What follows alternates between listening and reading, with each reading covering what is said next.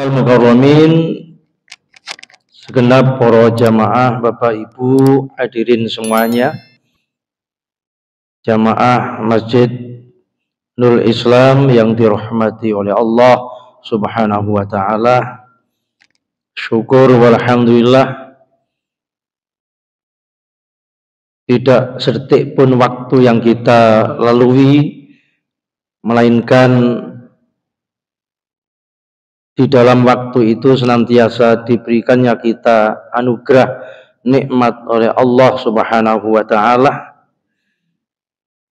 utamanya nikmat iman, nikmat Islam, kesehatan dan kesempatan, sehingga pada malam ini kita bisa silaturahim bertemu kembali dalam majelis yang mulia ini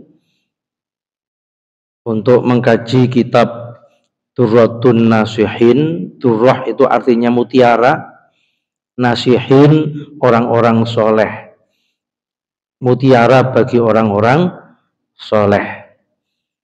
Mudah-mudahan diberikannya oleh Allah tidak hanya ilmu yang bermanfaat, tapi juga ampunan atas segala kesalahan dan dosa-dosa kita. Allahumma amin. Mari kita buka halaman 297 juz yang ketiga.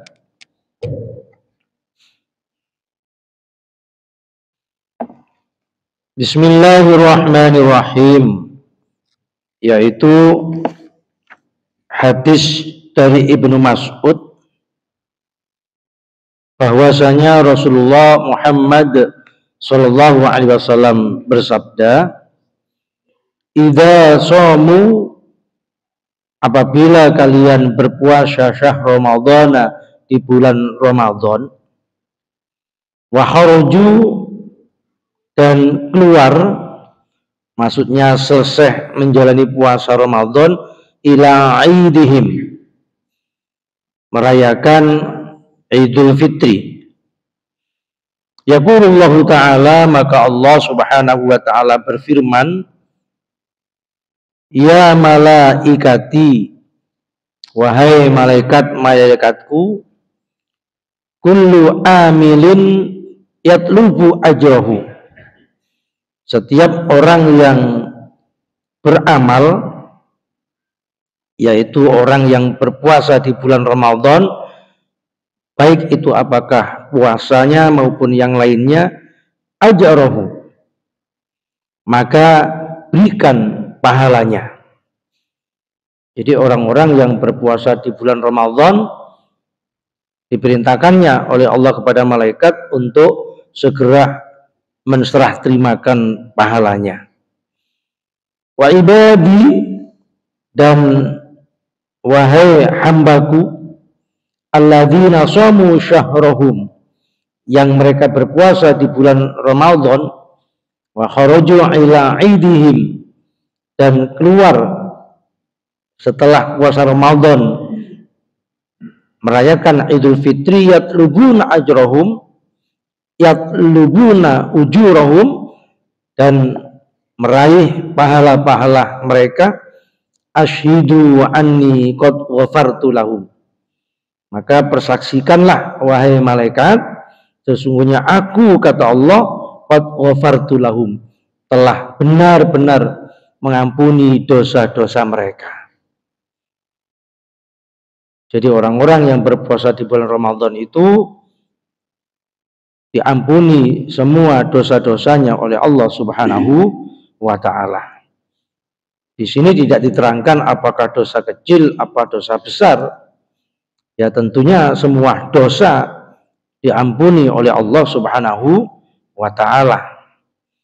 Fayunadi munadin, ya ummata Muhammad, maka kemudian memanggil-manggil sebuah suara yang memanggil umat Nabi Muhammad SAW, irji'u ila manazilikum, kembalilah kalian ke tempat kalian, qad buddilat sayiatikum, sungguh telah dilebur, dihapus dosa-dosa kesalahan kalian bil hasanati dengan kebaikan, digantikannya keburukan, digantikannya kesalahan dengan kebaikan. Fayaqulullahu ta'ala, maka Allah subhanahu wa ta'ala berfirman, ya ibadi, wahai hamba-hambaku, sumtum li, kalian berpuasa untukku, wa aftartum li, dan kalian berbuka untukku, fakumu maghfurul lakum, maka bagi kalian adalah berhak mendapatkan ampunan dariku. Fakumu maghfurul lakum, maka tegaklah kalian mendapatkan ampunan bagi kalian semuanya. Jadi Bapak Ibu sekalian, ini menjelaskan keutamaan daripada berpuasa di bulan Ramadan, di mana amal ibadah yang paling rahasia itu kan puasa. Kalau orang haji umroh kan action, bisa diperhatikan dan dilihat perbuatannya. Orang sholat juga begitu, bisa dilihat dengan gerakan sholatnya. Orang mengeluarkan zakat dan sedekah itu pun juga bisa dilihat dari amalnya. Tapi puasa, kalau kita tidak bercerita kepada orang lain, tentu nggak akan ada orang yang tahu. Jadi misalnya tadi Abah Joni, kemudian Abah Jalil, apakah puasa atau tidak, kan tidak tahu kita. Kecuali kalau bercerita, kan begitu. Sehingga puasa itu ibadah yang paling rahasia. Oleh karena itulah pahalanya pun juga dirahasiakan oleh Allah. Tidak ada ibadah yang pahalanya dirahasiakan kecuali hanya puasa ini. Berapa banyak, berapa besar, itu hanya Allah yang tahu. Sehingga kualitas puasa di antara kita masing-masing tentu berbeda-beda. Oleh karena itulah boleh dikata bisa jadi pahala puasa itu yang paling besar di antara pahala-pahala puasa atau ibadah yang lain. Wa ana ajzibihi, dan hanya akulah yang tahu seberapa banyak, seberapa besar pahala orang berpuasa itu. Jadi sangat dirahasiakan. Ya tentu kita yang berpuasa ini kan semakin penasaran gitu. Tapi yang jelas orang yang berpuasa itu karena ibadahnya dirahasiakan, tingkat keikhlasannya lebih besar daripada ibadah yang bisa diperlihatkan atau diperhatikan oleh orang lain. Karena puasa itu ibadah yang rahasia, sehingga tingkatan keikhlasannya lebih tinggi. Sehingga kalau keikhlasannya lebih tinggi, bahwa ibadah semata untuk mencari ridho Allah, maka itulah yang sesungguhnya level makrifat itu, level kita mengenal Allah. Jadi ibadah itu kan sesungguhnya untuk Allah. Ibadah itu sesungguhnya semata untuk Allah. Senantiasa kalau kita berniatkan, selalu kita niati lillahi ta'ala, semata karena Allah, bukan karena pangkat, bukan karena harta, bukan untuk kepentingan kita, bukan untuk istri, bukan untuk orang tua, mertua, bos, atasan, dan lain sebagainya. Tapi walaupun demikian tidak menutup kemungkinan karena kita ini punya hawa nafsu. Sehingga terkadang ibadah itu seringkali untuk kepentingan diri kita. Sehingga kalau ditanya kepentingan untuk Allah berapa persen, sedangkan untuk kepentingan diri kita berapa persen, lebih banyak untuk kepentingan diri kita sendiri daripada kepentingan Allah. Contoh misalnya, kita berpakaian, itu tata keramanya sesuai tuntunan Rasul.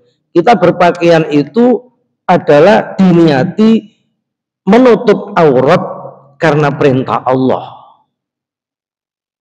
Tapi terkadang muncul kepentingan untuk diri sendiri supaya dilihat orang keren, ganteng, cantik, supaya terlihat gagah, supaya terlihat mewah, supaya terlihat kaya. Kan begitu kadang. Kita lupa bahwa kita mengenakan pakaian itu adalah semata untuk nutup aurat. Kita bangun rumah itu pun juga begitu. Bangun rumah itu kan tujuannya untuk tempat kita tidak kehujanan, kita tidak kepanasan. Tapi tidak sedikit yang bangun rumah untuk kemewahan.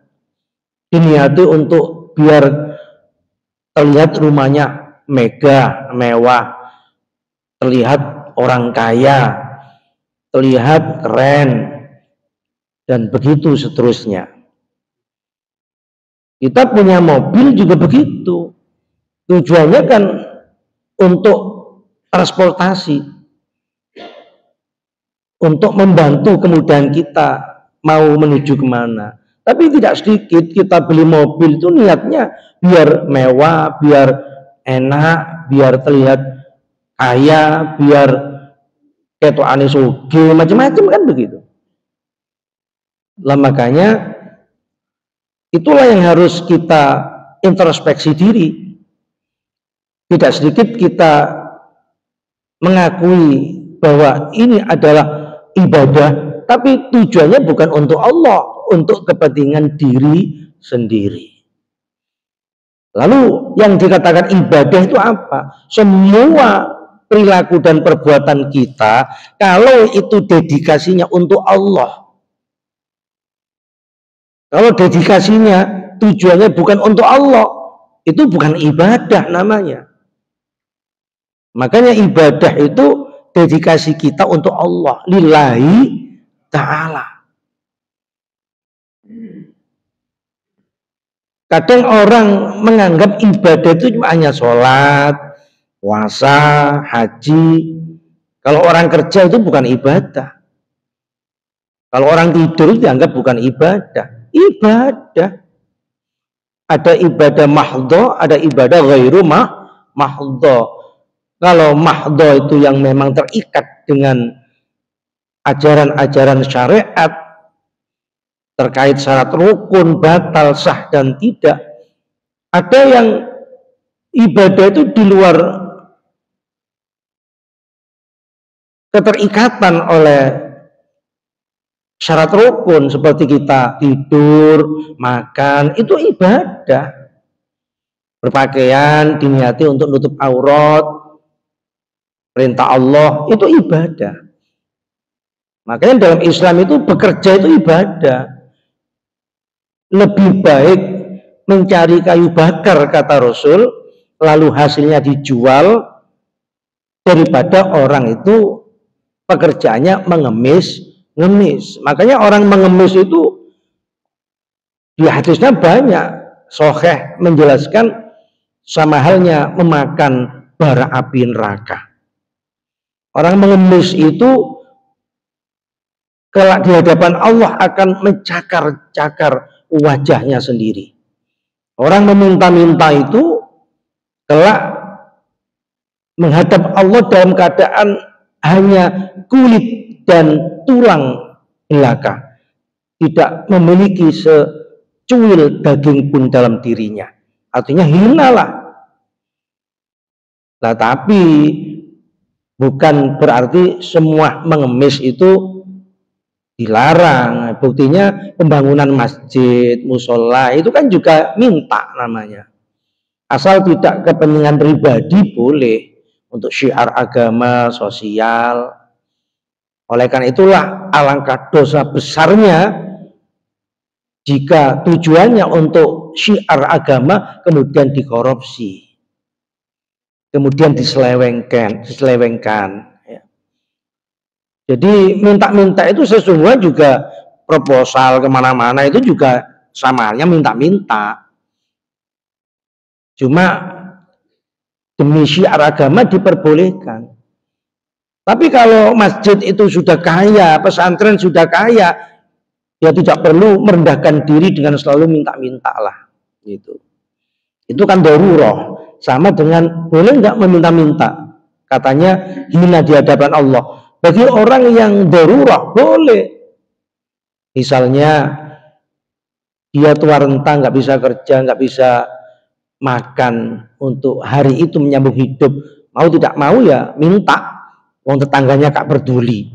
Boleh menyambung hidup, sekedar menyambung hidup. Tidak boleh untuk menambah kekayaan atau kebiasaan atau sebagai pekerjaan. Apa ada pengemis itu dijadikan sebuah pekerjaan? Banyak. Haram yang demikian itu. Semula kaya, kemudian kebakaran, rumahnya ludes, hartanya ludes, uangnya ludes, dia gak punya apa-apa. Yang demikian itu boleh meminta-minta untuk menyambung hidup. Jadi tidak semua mengemis itu haram. Maka bulan Ramadan itu bulan di mana Allah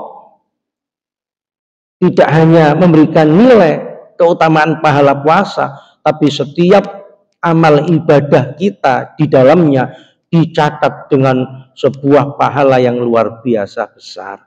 Dan pahala yang paling besar di antara pahala tentu andai kata kelak di surga kita bisa berjumpa dan melihat langsung Allah Subhanahu wa ta'ala. Monggo selanjutnya di halaman 298. Ramadhanu awwaluhu rahmah wa wasatuhu maghfirah wa akhiruhu itqum minan nar. Bulan Ramadan itu awalnya rahmat, artinya 10 awal mulai 1 sampai 10 Ramadan itu Allah melimpahkan kasih sayangnya, anugerah, limpahan rahmatnya kepada orang-orang yang menghidupkan Ramadan. Wa wasatuhu maghfirah. Di pertengahannya 10 sampai 20 itu ampunan. Wa akhiruhu itqum minan nar, dan akhirnya tanggal 21 sampai selesai itu adalah pembebasan dari neraka. Artinya apa?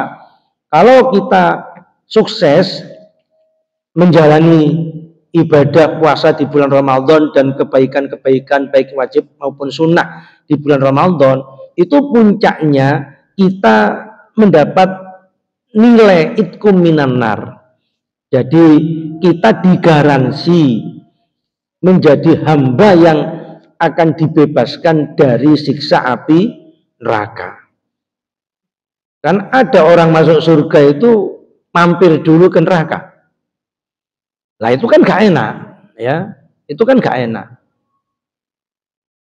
Lah kalau kita mau terbebas dari siksa api neraka, ya walaupun dosa kita banyak sebelumnya, tetap oleh Allah akan dibebaskan, digaransi menjadi golongan orang-orang yang terbebas dari siksa api neraka.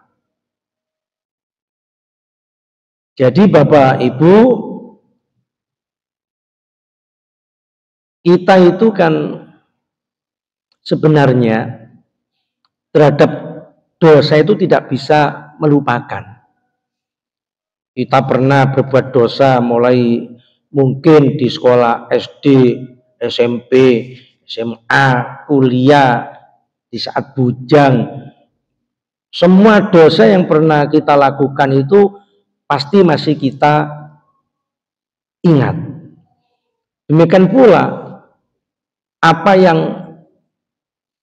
kita alami, pernah disakiti oleh orang, mungkin oleh guru kita pernah ditempeleng, oleh dosen kita pernah ditempeleng, atau mungkin pernah dimarahi orang tua, mungkin pernah dibisui tetangga, teman, atau pernah geger-geger persoalan warisan, atau mungkin juga pernah geger-geger perbatasan tanah dengan tetangga, pernah disakiti, dibisui, atau juga mungkin pernah selingkuh, main cewek, macam-macam lah ya, pernah disakiti tetangga, saudara, rebutan warisan, atau persoalan utang gak nyaur, macam-macam. Itu selalu terngiang dalam pikiran kita dan kita tidak bisa menghilangkannya. Terkadang di saat kita sepi sendiri atau tidak tidur, semuanya itu kemudian teringat kembali. Sekalipun usianya di saat sudah senja 70 tahun, 80 tahun, itu semuanya masih teringat. Apalagi kelak di akhirat. Di dunia saja kita mengingat semuanya, apa sedetail-detailnya. Mungkin pernah kita berseberangan dengan orang lain, pernah gegeran sama saudara, persoalan utang sing gak disaur sampai sekarang. Makanya Al-Quran mengatakan wal kadhiminal ghaidha. Kita menyimpan bisa, menyimpan marah, menyimpan dendam, menyimpan tidak membalas, menahan. Tapi semuanya itu akan sekonyong-konyong keluar kembali, teringat. Kalau sudah teringat, kadang hati ini susah, mangkel, sedih, kan begitu. Lah oleh karena itulah di ayat selanjutnya itu wal kadhiminal ghaidh wal afina anin nas. Kita harus benar-benar memaafkan. Benar-benar memaafkan. Kalau hanya menyimpan, bahasanya melupakan. Tapi kalau tidak memaafkan, itu akan muncul kembali. Di dunia muncul, apalagi di akhirat. Apalagi di akhirat. Makanya supaya perkara-perkara yang pernah kita alami semuanya itu agar enggak muncul di benak kita menimbulkan rasa sedih dan susah, apalagi kelak di akhirat, jalan satu-satunya ya wal afina anin nas, ya memaafkan. Bahkan level yang tertinggi wa'fu anhum wastaghfir lahum, itu level yang tertinggi. Memaafkan saja kadang belum cukup, itu masih muncul lagi. Maaf sih, tapi lupa nggak bisa. Loh kadang begitu. Memaafkan iya, melupakan tidak. Bodoh aja. Nanti muncul lagi, lalu sedih kembali. Maka jalan satu-satunya wastaghfir lahum, mohonkan maaf. Wah itu level yang baik. Jadi ya Allah, siapapun orang yang pernah menyalahi saya sudah memaafkan dan maafkan dia. Itu kan berat. Kalau sudah level itu, panjenengan wali sudah. Ya Allah, si A itu punya hutang saya 5 juta, kurung nyaur. Sudah saya maafkan ya Allah, saya ridhokan, ampuni dia. Nah itu baru nggak akan muncul lagi. Dia dulu pernah menjatuhkan saya ya Allah, hingga saya masuk penjara. Sudah saya maafkan. dan maafkan dosa dia. Kalau sudah demikian, kita itu benar-benar berhasil itqu minan nar. Kadang neraka itu tidak menunggu di akhirat. Di dunia ini yang namanya surga itu kebahagiaan, identik dengan apa? Ketenangan, kebahagiaan, harmonisasi, rukun. Kan seperti di ini, kajian kita ini di majelis ini. Ini sebenarnya surga dunia. Nabi itu sering menggambarkan baiti jannati, surgaku, rumahku surgaku. Sering menggambarkan raudhah itu di Madinah, antara rumah Nabi dengan mimbar digambarkan raudhatul jannah, taman surga. Sehingga majelis seperti ini sesungguhnya adalah serambi surga.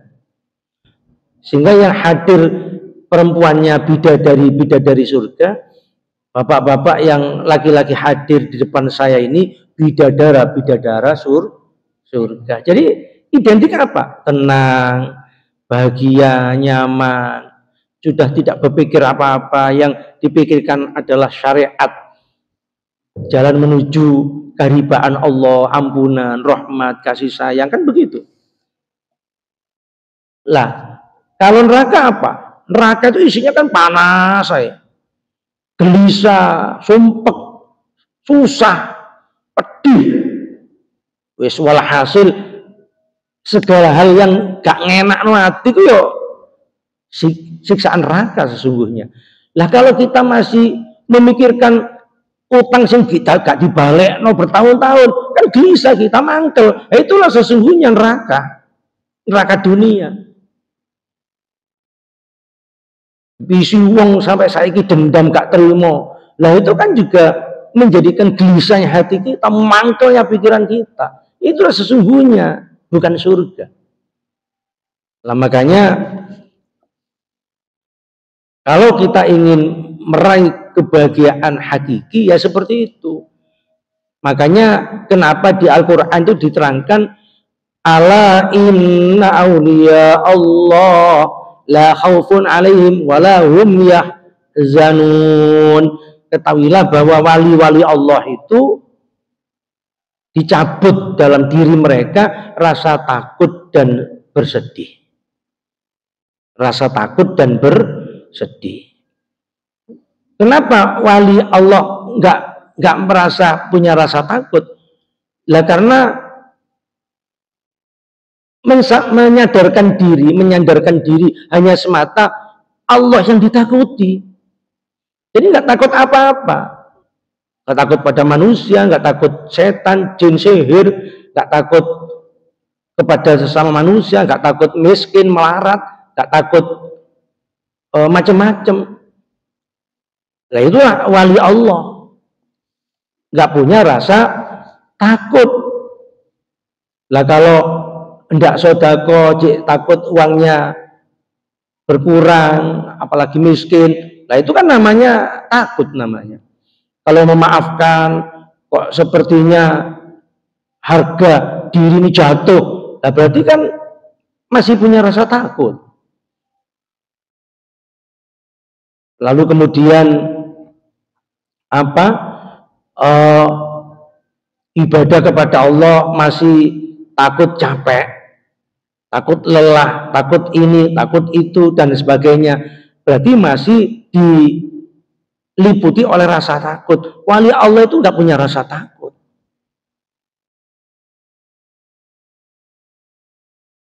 Dan yang kedua, tidak punya rasa bersedih. Ngapain sedih wali Allah itu? Sebab wali Allah itu hanya hasbunallah wa ni'mal wakil, ni'mal maula wa ni'man nasir. Bergantung hanya kepada Allah, nggak bergantung makhluk, nggak bergantung ciptaan Allah, bergantung pada malaikat, tidak bergantung pada harta. Mereka nggak butuh harta, ya, tidak butuh harta. Kenapa harus bersedih kalau ditinggal harta? Mereka nggak bersedih, misalnya kalau semisal disakiti orang dan sebagainya. Namun sesungguhnya itu wasilah, jalaran-jalaran saja, kan begitu.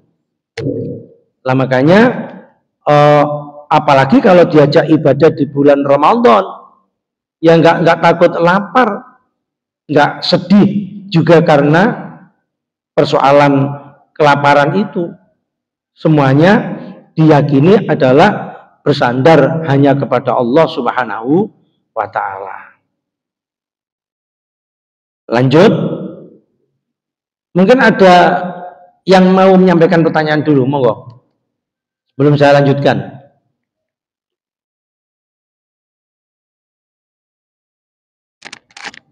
Nggih. Sinten mau tanya? Oh nggih, belakang.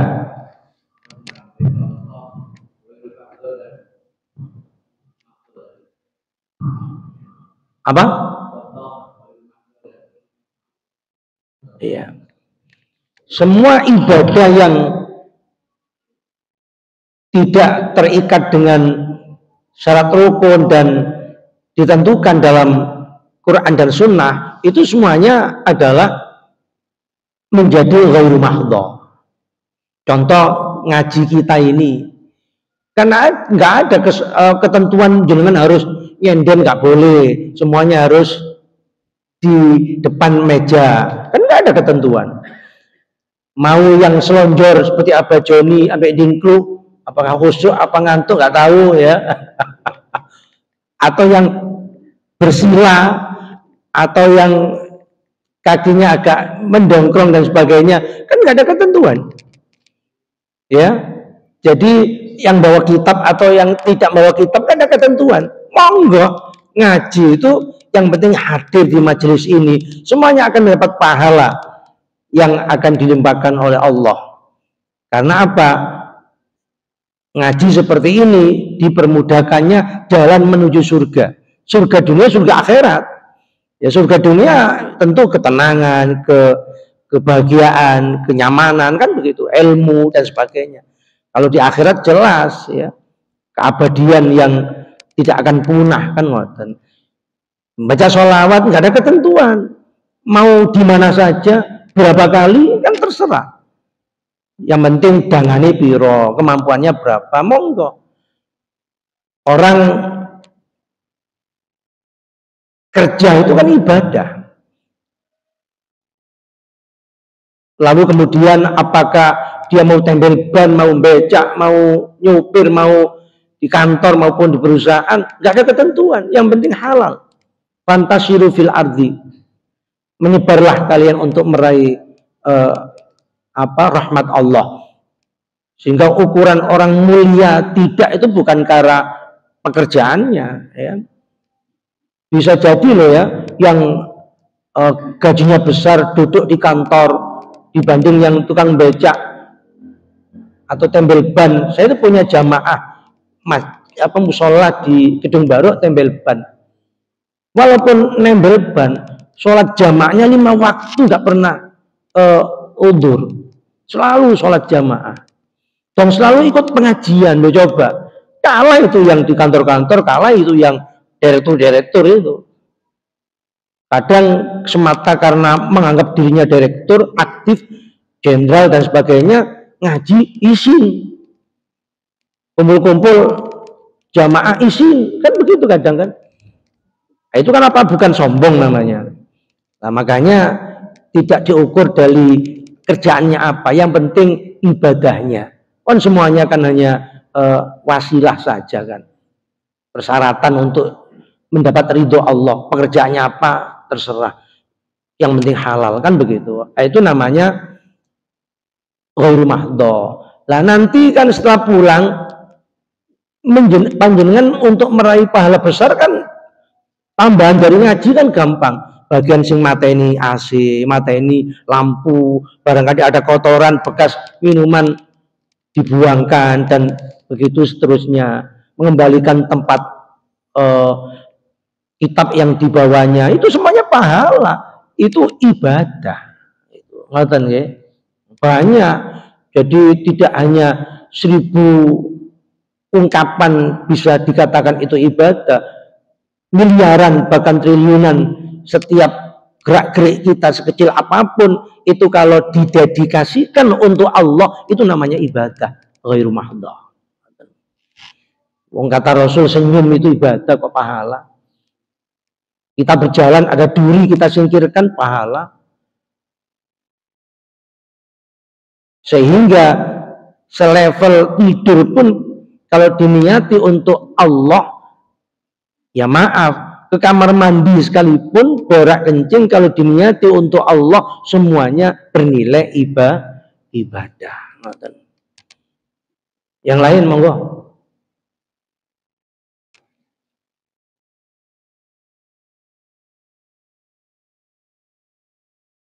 Lanjut. Bismillahirrahmanirrahim. Hadis yang selanjutnya, innallaha, sesungguhnya Allah yu'tiqu, memperdekakan, fi kulli sa'atin, di setiap saat, ya satu jamnya, min ramadhana, dari bulan Ramadan, minal laili wan nahar, baik itu di saat malam maupun siang, situ mi'atin alfi atik minan nar, yaitu situ mi'atin 900 alfi 1000, berarti 1900 atiqin,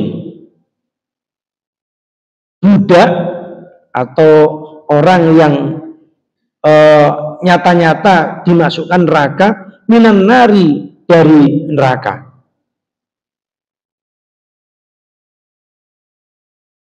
Enam ya, situ mi'atin 600 alfi atik, 600 alfin 1000, berarti 600.000. Situ mi'atin alfin 600.000. Atikin, atik itu ya budak, orang yang dimasukkan neraka, minan nari, dari neraka. Miman, dari orang, istaujaba, yang diwajibkan al-azaba, siksa, ila lailatul qadri, di malam lailatul qadar. Jadi di bulan Ramadan itu ada keistimewaan orang yang dinyatakan oleh Allah masuk neraka ketika melakukan pertaubatan dan beramal soleh sebanyak 600 orang, ya tentu sedunia ya, itu akan dibebaskan dari siksa neraka. Tadi digaransi dibebaskan. Lah kita semuanya kan tidak tahu juga kita ini apa, orang yang pasti ke surga atau pasti ke neraka, kan tidak tahu. Karena dosa kita pun setiap hari itu bagaikan hujan juga kan bagaikan hujan juga. Kita tahu bahwa itu haram, kita sadar bahwa itu tidak boleh, seringkali kan kita langgar, seringkali kita lakukan. Mengapa orang tahu itu haram, itu tidak boleh, kok dilanggar? Itulah hawa nafsu. Makanya kita tidak boleh istilahnya mencemooh, menghina orang-orang yang saat ini diuji oleh Allah, korupsi lah, yang gus korupsi, yang kiai korupsi dan sebagainya.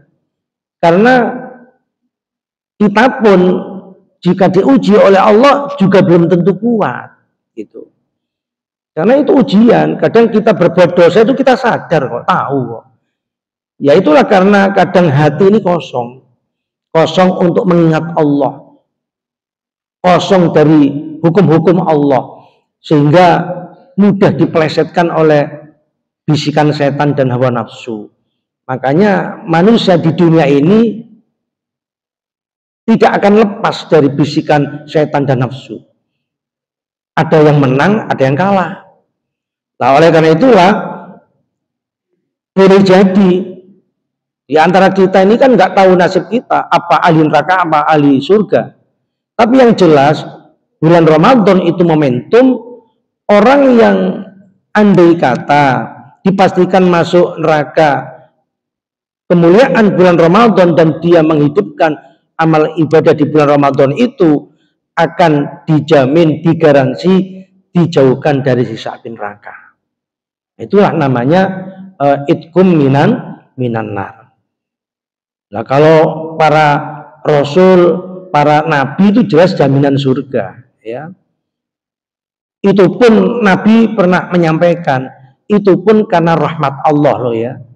Bukan karena beliau menyampaikan risalah, bukan amal-amal ibadah mereka, bukan. Oh, Nabi ditanya sahabat, apakah engkau juga semata rahmat? Iya. Sekalipun aku pun juga masuk surga karena rahmat Allah. Tapi kan ada jaminan. Wali pun gak ada jaminan. Apalagi kiai, ustadz, apalagi orang awam. Nah, sehingga kita berkeyakinan kita ini kan nggak pasti masuk surga. Tapi kalau mau dijadikan oleh Allah terbebas neraka, budak yang terbeli, budak yang dimerdekakan, ya hendaknya bulan Ramadan itu menjalani ibadah sebaik-baiknya. Wa fi lailatul qadri yu'tiku bi adadi wa man u'tika min awali syahrin. Di malam Lailatul Qadar itu malah berlipat ganda. Ya. Di bulan Ramadan, di bulan Lailatul Qadar itu Allah memerdekakan berlipat ganda. Kalau bulan Ramadan tadi 600, berarti kalau Lailatul Qadar dilipat gandakan berapa kali, wallahu a'lam. Bisa jadi 2 kali, 3 kali, walhasil di saat malam Lailatul Qadar itu dilipat gandakan orang-orang yang dimerdekakan dari neraka. Jadi bukan orang yang dimasukkan neraka, mboten, karena neraka itu kan masih diciptakan oleh Allah. Lah kita kan masih di dunia. Sedangkan orang yang sudah meninggal dunia itu kan masih di alam barzah. Jadi belum di akhirat mereka. Masih menunggu juga seperti kita. Menunggu sampai datangnya kiamat. Belum di surga dan di neraka, belum. Lah, lalu yang dimerdekakan siapa? Ya kita. Kita ini tercatat orang yang merdeka dari neraka. Orang yang terbebaskan dari siksa api neraka. Jadi ketika awal Ramadan, awal-awal itu, yang namanya tadi rahmat itu kurang lebih 600.000. Kalau di pertengahan saat Lailatul Qadar itu adalah memerdekakan 2 kali lipatnya, bahkan lebih. Sedangkan saat puncaknya fi yaumil fitri bi adadi man u'tika fi syahri Lailatul Qadar. Ketika puncaknya di Idul Fitri itu tuntas kita menang melawan hawa nafsu sehingga bisa berpuasa sebulan penuh dan tarawih, witir dan sedekah dan lain sebagainya, itu dilipat gandakan orang-orang yang dimerdekakan oleh Allah yang takdirnya itu neraka menjadi ahli surga, itu berlipat-lipat melebihi awal Ramadan dan Lailatul Qadar. Itu artinya hadis ini seperti itu. Sehingga siapa yang paling menyesal, siapa yang paling kecewa? Iblis. Nah, iblis itu kan menggoda manusia dengan sebanyak-banyaknya menjadi pengikut dia dan merasa berhasil. Banyak orang yang banyak berbuat dosa, tapi ketika di bulan Ramadan pada puncaknya Idul Fitri kok kemudian diampuni dosa-dosa mereka, itu makhluk yang paling kecewa dan menyesal. Seperti apa? Ibaratnya kerja keras tapi muspro, nggak dapat apa-apa. Seakan melihat keberhasilan tapi begitu diampuni dan dosa orang mukmin itu diampuni dan taubatnya diterima, iblis itu yang paling menyesal karena apa yang sudah di hadapannya seperti keberhasilan tapi merupakan sebuah kegagalan. Jadi Bapak Ibu demikian. Jadi puasa Ramadan, ibadah di bulan Ramadan adalah merupakan sebuah sarana untuk menjadikan kita golongan merdeka dari siksa api neraka. Itu kalau tercatat kan alhamdulillah, kan dapat garansi kita. Lah mudah-mudahan bulan Ramadan kurang 5 bulan lagi kan ya, kita mulai hari ini gembira, itu merupakan sebuah anugerah tersendiri. Mari kita tutup dengan doa majelis. Subhanakallahumma wa bihamdika asyhadu an la ilaha illa anta astaghfiruka wa atubu ilaik. Assalamualaikum warahmatullahi wabarakatuh.